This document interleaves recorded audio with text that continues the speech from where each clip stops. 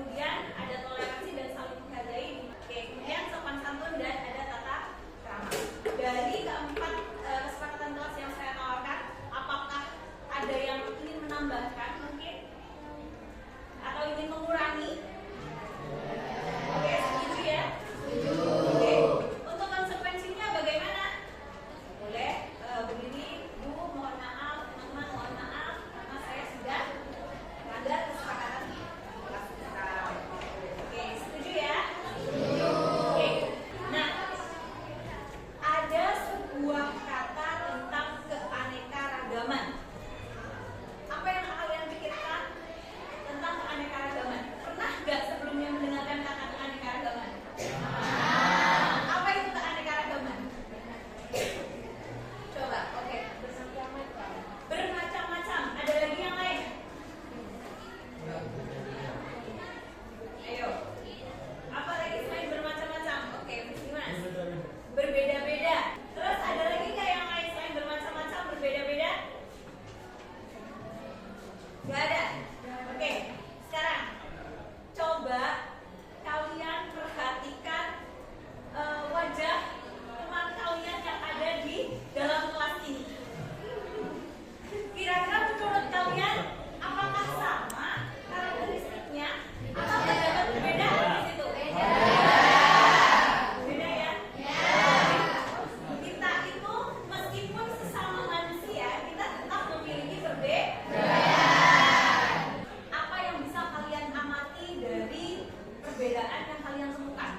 Sekarang, kalau kita perhatikan di lingkungan kita itu memang beraneka ragam, bervariasi, bermacam-macam, berbeda. Kalian sudah menyebutkan tadi, ada yang mengatakan beda genetiknya, beda gaya hidupnya, ada juga yang mengatakan beda bentuk wajah, beda warna kulit, tinggi badan, bahkan bentuk rambutnya juga berbeda.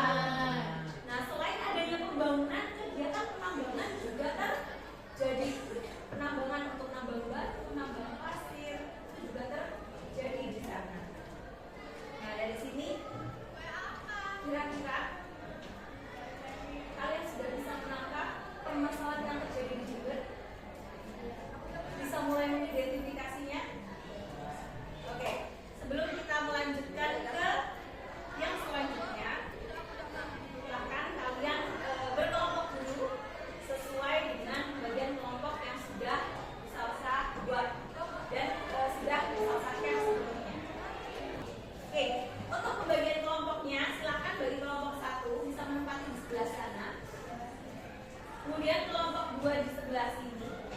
Di sini bisa diisi kelompok 3. Kemudian di sini kelompok 4. Ya. Kelompok 5 bisa berada di sebelah sana. Dan kelompok 6 di sebelah sana. Belakangnya kelompok 1. Oke, kira-kira bisa dilaksanakan sekarang? Oke, silakan menempati posisi sesuai kelompoknya masing-masing.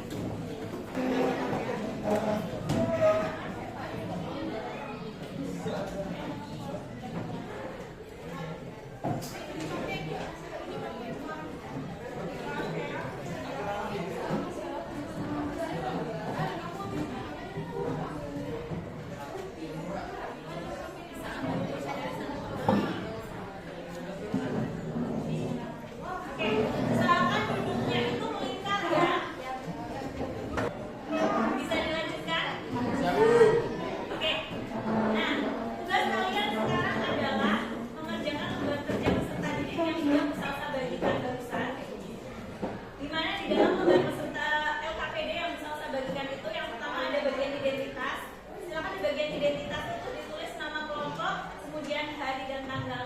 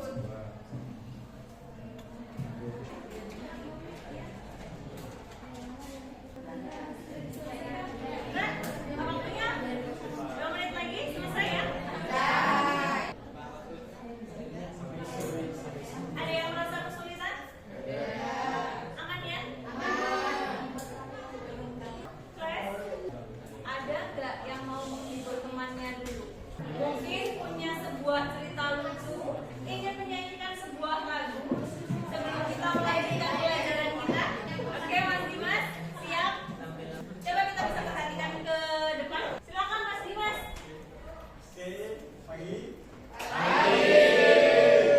Aku boleh stand up ya? Boleh.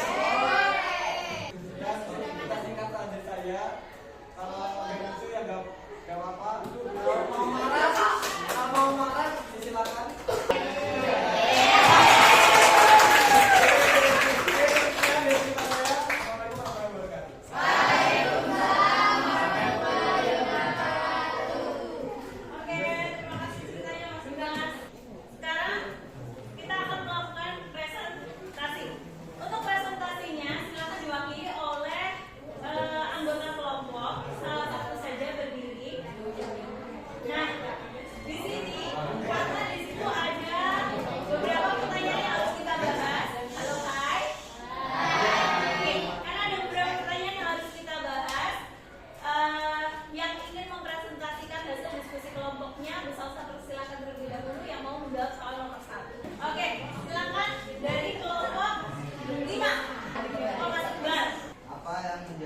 Terjadinya eksploitasi buruk secara berlebihan di daerah Jember.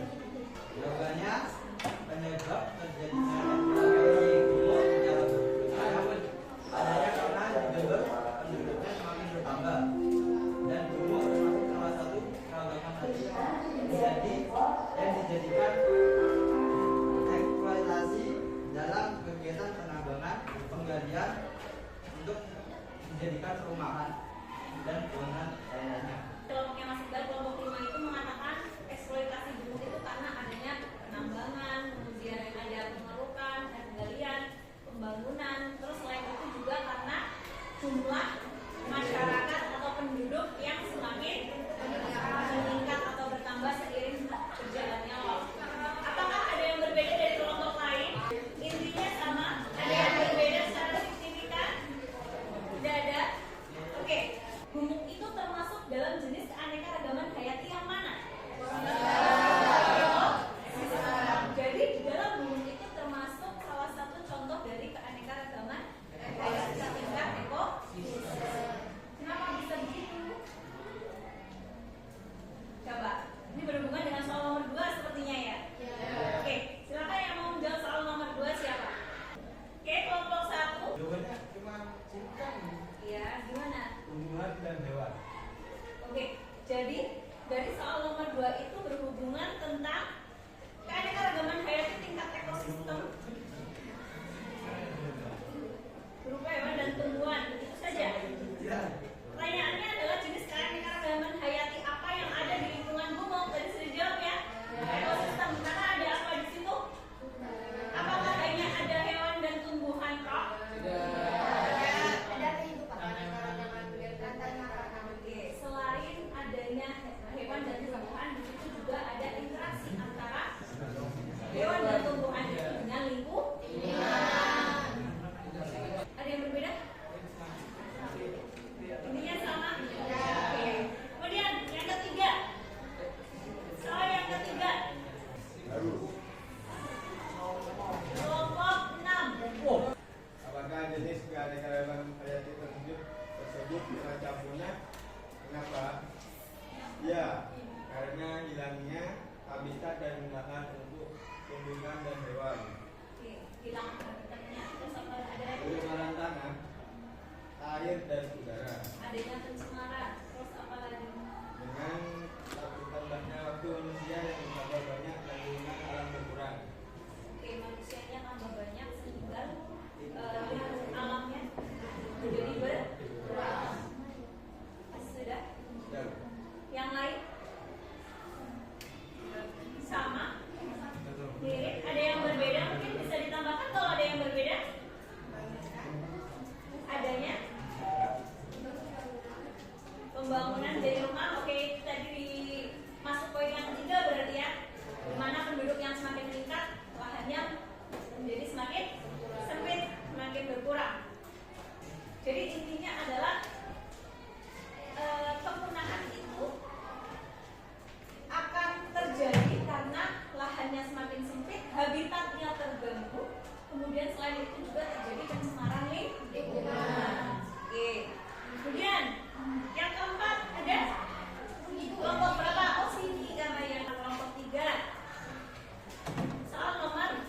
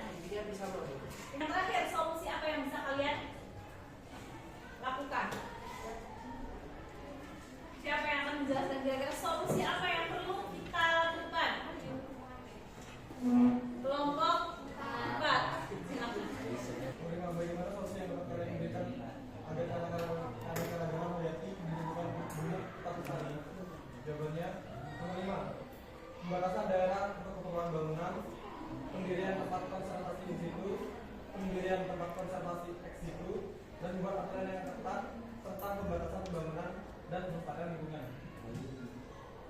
Jadi ada mulai dari konservasi ex situ maupun in situ.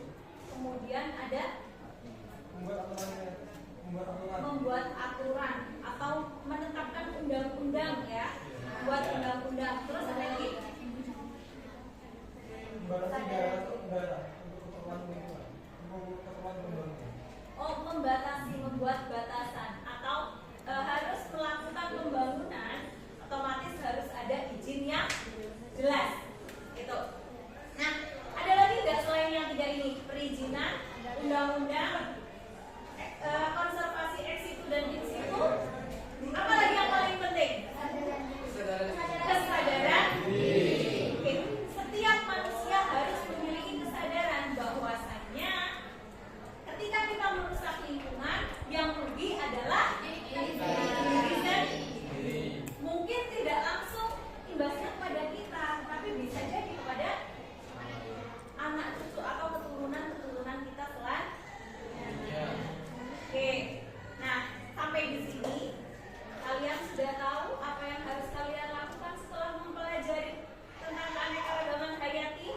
Kemudian di Jember terjadi eksploitasi gumuk yang berlebihan, dampaknya luar biasa. Kira-kira yang akan kalian lakukan itu apa nantinya? Coba satu saja yang mau menjelaskan, Mbak Radiatul. Mungkin saya sebagai masyarakat akan memiliki kesadaran melakukan edukasi di setiap di setiap tempat yang sudah sudah digali atau apa. Mungkin di sekitar tempat itu kan sudah rusak ekosistemnya. Mungkin kita bisa memberikan tumbuhan di sana, kayak memberikan kehidupan lah. Jadi model penanaman kembali ya, diperbaiki lagi ya, diperbaiki lagi. Oke, nah tadi ya. Sekarang kita akan menyimpulkan apa yang sudah kita pelajari hari ini. Siapa yang bisa menyimpulkan apa yang sudah kita pelajari hari ini? Coba dong. Coba Mas Gabriel, oke? Ya, oke. Coba Mas Gabriel sudah mempelajari apa hari ini, apa yang bisa disimpulkan? Pertama itu beberapa tingkatan itu keanekaragaman, katanya keanekaragaman tingkat genetik, terus tingkat keanekaragaman ekosistem, ya kan ya. Terus tingkat apa lagi? Jenis. Terusnya habis itu kayak coba bersolusinya buat kayak keanekaragaman yang ada di Jember ini bagaimana? Jadi kita dari sini lah. Bisa ditindaklanjuti nggak apa-apa ya? Kan kalian masa depan yang bagus. Oke, jadi terima kasih Mas Gabriel. Jadi yang sudah kita pelajari kali ini adalah tentang keanekaragaman hayati. Di mana keanekaragaman hayati ini berhubungan dengan keberagaman makhluk hidup yang didasarkan pada ciri-cirinya. Nah, keanekaragaman hayati ini juga dikenal dengan nama biodiversitas. Nah, manfaat keanekaragaman hayati banyak ya tadi ya. Mulai dari keseimbangan ekosistem, kemudian ada sumber ilmu pengetahuan dan teknologi bagi kita semua, kemudian bisa menjaga kualitas air, di mana tadi gumuk juga menjadi salah satu tempat resapan air kan? Ya. Kemudian penyedia bahan bangunan seperti kayu, batu, pasir, kemudian ada sumber mata pencaharian. Nah, kemudian juga sebagai bahan baku obat, sumber pangan, dan juga bahan tekstil. Nah, jenisnya tadi sudah dijelaskan oleh Mas Gabriel, ada 3, tingkat genetik, kemudian ada tingkat jenis, dan juga keanekaragaman tingkat ekosistem. Oke, nah ancaman-ancaman yang akan kita temui, hilangnya habitat hidup, kemudian pencemaran tanah air maupun udara, ada perubahan iklim, kemudian eksploitasi